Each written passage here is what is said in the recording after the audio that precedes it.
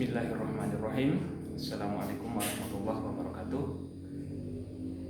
Saya ingin berbagi lagi sedikit sharing ya dengan teman-teman. Ini mungkin saya buka dengan satu pertanyaan. Misalnya gini, Anda seseorang yang memang kebetulan punya uang yang cukup, terus tiba-tiba ada orang yang datang kepada Anda yang baru Anda kenal hari itu juga. Masih untung ya kalau datang menemui secara langsung. Nah, ini misalnya orang itu juga kita belum kenal secara langsung, baru dari sosial media misalnya, baru lewat WA misalnya. Tiba-tiba dia menyatakan dirinya butuh modal dan pengen Anda memodali dia, dan dia sangat berharap Anda langsung mencairkan modal untuk dia. Kira-kira gimana? Apakah Anda akan langsung mencairkan modal untuk dia, untuk orang ini, walaupun dia mungkin mengklaim bahwa dirinya amanah, bahwa dirinya orang baik-baik, tapi apa iya Anda langsung percaya? Pasti tidak, ya kan? Nah, jadi begini, banyak orang itu kurang menyadari bahwa seorang pemodal untuk mencairkan modal itu tentunya tidak semudah itu. Seperti itu loh teman-teman. Pasti ada kriteria tertentu yang dibutuhkan untuk kita bisa percaya untuk bisa menggelontorkan dana atau modal kepada seseorang, ya. Tidak bisa begitu saja, apalagi belum kenal secara langsung, baru dari sosmed, jaraknya jauh. Kita kenal langsung aja, seorang pemodal belum tentu bersedia kerjasama dengan kita, gitu. Karena seorang pemodal itu butuh tahu dengan detail diri kita itu seperti apa, kelayakan yang kita miliki untuk mengelola atau mengembangkan sebuah usaha itu seperti apa, visi misi kita dalam membangun usaha seperti apa alasan kita ingin membuka atau mengembangkan usaha tertentu, ya. Karena usaha itu kan banyak pilihannya, banyak macamnya, potensinya seperti apa, prospek kedepannya kira-kira seperti apa, ya. Karena yang namanya orang bekerja sama bisnis pasti tujuannya kan mencari keuntungan dengan cara yang halal tentunya, dengan produk atau layanan jasa bisnis yang halal juga, kan seperti itu. Nah, itu harus detail teman-teman. Tidak bisa Anda ingin buka usaha, tiba-tiba dengan begitu mudahnya ada orang yang mau menjadi pemodal untuk Anda, cair langsung modal, Anda langsung jadi direktur mengelola usaha yang besar dengan modal yang besar. Itu kan namanya hayalan tingkat tinggi, itu bukan realistis. Nah, bagaimana yang realistis? Bila kita memang berharap ingin mendapat partner usaha seorang pemodal, pertama yang harus kita lakukan adalah bukan mencari pemodalnya, tapi teman-teman siapkan diri Anda sendiri dulu. Ya, siapkan diri Anda sendiri dulu tentang jenis bisnis yang Anda pilih itu di bidang apa. Misal produk itu, contoh produknya seperti apa alasan Anda untuk bergerak di bidang itu, ya. Kemudian Anda juga harus siap untuk dikritik, ya, untuk dikasih input, masukan-masukan oleh orang yang Anda maksudkan menjadi partner Anda, atau oleh orang yang kira-kira bisa memberikan Anda modal usaha kerjasama dengan Anda. Anda harus seperti apa ya, prinsipnya mengosongkan gelas Anda, gitu kan. Kalau Anda orangnya suka membantah, diberi masukan seperti ini Anda ngeyel, Anda merasa konsep Anda sudah yang paling benar dan menolak masukan-masukan dari yang punya modal, Anda meninggikan diri di hadapan si pemilik modal, maka jangan harap Anda akan mendapatkan modal usaha itu. Selain mempersiapkan diri dari segi poin-poin yang saya sebutkan di awal tadi, Anda atau kita sebagai orang yang posisinya butuh modal, kita juga harus memiliki kesadaran diri bahwa kita ini yang butuh, gitu kan.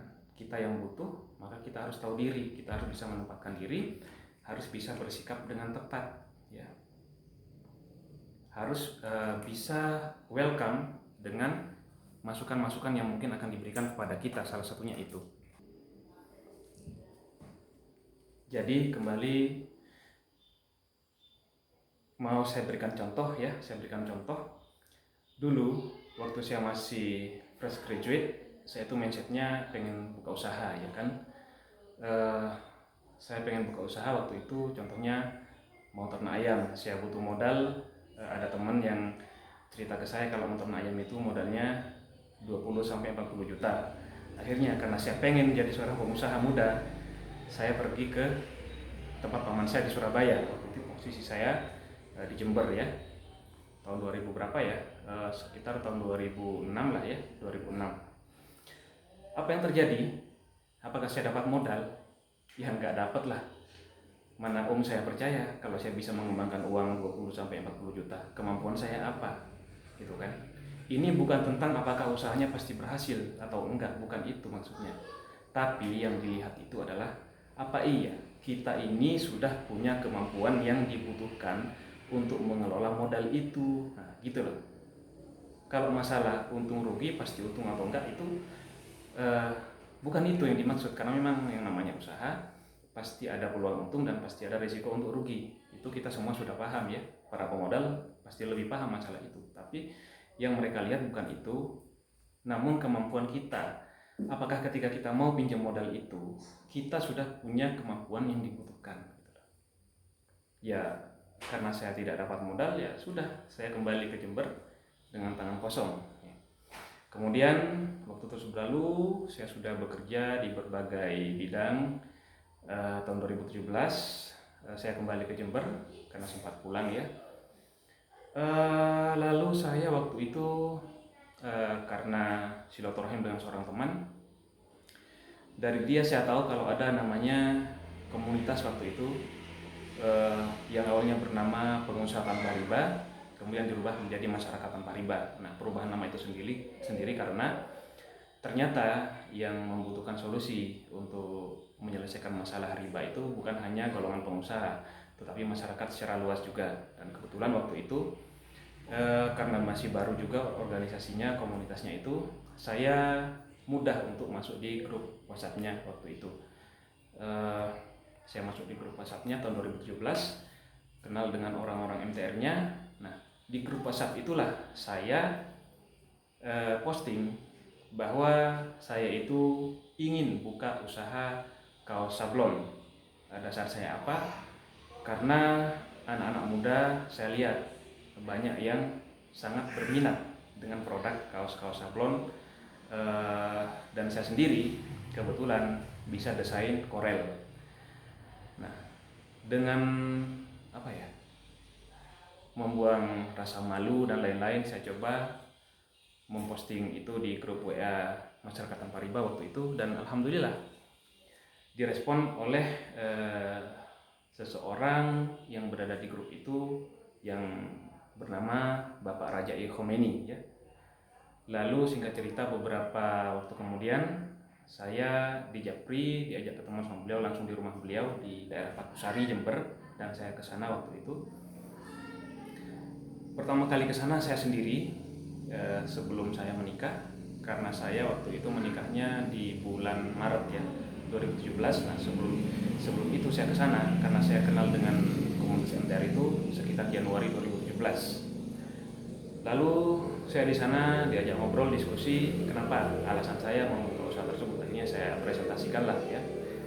Nah, tapi kemudian Pak Raja itu memberi masukan, apa iya usaha ini akan berhasil. Saya sih sanggup kalau dari segi permodalan, tapi dari segi potensinya apa iya, potensinya cukup bagus, sedangkan mesinnya itu mahal dan lain sebagainya. Sepertinya kok lebih bagus kalau usaha kuliner. Nah, karena saya juga menyadari bahwa saya memang kemampuannya juga baru sebatas desain Corelnya saja, ya saya terima masukan dari beliau walaupun dengan berat hati. Yang saya awalnya ingin sekali untuk punya usaha sablon kaos tadi. Singkat cerita, saya menerima tawaran beliau bagaimana kalau bisnis kuliner saja. Saya sudah diajari macam-macam sama beliau, sampai diajak belajar secara langsung cara memasak nasi goreng di rumah beliau waktu itu, untuk membuat nasi goreng yang enak itu intinya. Cuma kemudian kendalanya waktu itu kita tidak menemukan tempat untuk buka usahanya. Kita agak kesulitan ya nemu tempat di area kota. Rata-rata tempat yang saya datengin sudah terisi gitu kan. Akhirnya mandek ya. Padahal saya sudah belajar banyak, mulai dari cara masaknya, campuran bumbu, manajemen warungnya seperti apa. manajemen keuangannya seperti apa sudah saya pelajarin semua, tinggal action sebetulnya, ya peralatan semua sudah dari beliau. Nah dari situ mandat akhirnya berlanjut, dan setelah itu saya ternyata juga diterima di kantor Pialang Futures yang bergerak di bidang forex, perdagangan saham, komoditas, dan lain-lain. Nah singkat cerita dari 2017 sampai 2018 akhir saya resign ya dari kantor forex itu dengan pertimbangan tersendiri yang sudah saya jelaskan di video yang lain. Kemudian ternyata Pak Arjai itu juga terus memantau saya ya, apa-apa yang saya posting di WhatsApp, di Facebook gitu kan. Dan kebetulan sudah saya jalani juga jualan online, yaitu sama istri saya juga sama-sama jual online, dan terus dibantu pergerakan kita. Akhirnya kita dipanggil lagi sama beliau. Nah akhirnya itu tadi kita memulai usaha laundry bareng dengan semua modal dari beliau. Apakah digelontorkan modal puluhan juta kepada saya dalam bentuk uang? Bukan seperti itu. Beliau mengakuisisi laundry yang kebetulan orangnya mau pindah ke kota Yogyakarta, membeli semua peralatan yang dibutuhkan, menginstal ruang pengering di salah satu rumah beliau, dan lain-lain sampai usaha laundry itu siap. Dan tak ketinggalan pastinya manajemen keuangan diajarkan kepada saya, manajemen usaha laundry, manajemen pelayanan, semuanya itu diajarkan kepada saya. Saya terima semua masukan dari beliau, semua arahan saya terima karena saya berada di posisi yang utuh. Saya tidak membantah apapun, saya ikuti semua instruksi beliau. Nah usaha laundry mulai berjalan. Nah, kita punya beberapa karyawan juga waktu itu yang stay di toko untuk menerima barang dan melayani konsumen yang ambil baju yang sudah bersih. Ada juga yang saya sendiri ada di tempat pemrosesan pencucian sama antar jemput barang kan, karena tempatnya terpisah, antar proses sama tokonya itu terpisah. Singkat cerita, karena saya juga diajarin bisnis properti, jualan tanah kapling waktu itu, di Desember 2019 saya mulai posting lagi ya properti. Awalnya saya posting properti itu di awal 2019, tapi kemudian tidak terlalu fokus sehingga tidak pernah closing juga. Baru Desember saya posting lagi. Alhamdulillah ada yang nyantol tanah kafling ya. Ada yang nyantol tanah kafling.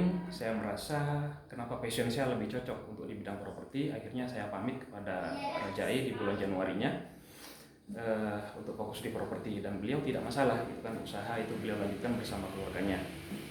Dan walaupun kemudian beliau innalillahi wa inna ilaihi raji'un meninggal di tahun 2021 bulan Juli tanggal 31 ya. Dan terakhir saya ketemu beliau 10 hari menjelang beliau meninggal dunia, yaitu ketika saya terakhir kalinya mengambil orderan susu kambing etawa yang juga saya pasarkan milik beliau waktu itu. Nah, jadi intinya seperti ini teman-teman, kalau kita memang berharap mendapat permodalan dari seorang pemodal, yang pertama kali harus kita lakukan adalah introspeksi diri dulu ya. Jangan sampai ketika kita minta dimodali ke orang lain, terus orang itu tidak bersedia memberikan kita modal, tidak langsung bersedia kerjasama dengan kita, jangan langsung menyalahkan orang ini. Lihat dulu diri kita, sudah pantas apa enggak untuk mendapatkan permodalan itu. Apakah kita orang yang mau mendengarkan masukan? Karena ketika Anda pertama kali bicara dengan seorang pengusaha, Anda sudah menunjukkan sikap yang arogan, Anda suka membantah, mustahil Anda akan diterima sebagai partner usahanya. Bagaimana usaha akan berjalan dengan baik kalau partner itu sukanya membantah? Padahal beliau lebih tahu untuk masalah pengembangan usaha daripada kita yang baru mau memulai ini. Seperti itu. Jadi ketika Anda belum mendapat partner usaha, belum mendapat modal yang Anda harapkan, coba introspeksi lagi diri Anda sendiri. Jangan keburu menghujat orang lain ya. Jangan keburu menghujat orang lain, tapi perbaiki dulu internal Anda sendiri. Intinya seperti itu teman-teman, dan itu yang sudah saya praktekkan. Intinya seperti itu ya, perbanyak introspeksi diri, lebih banyak introspeksi diri daripada mengorek-ngorek kesalahan orang lain dan kekurangan orang lain. Semoga ini bermanfaat. Assalamualaikum warahmatullahi wabarakatuh.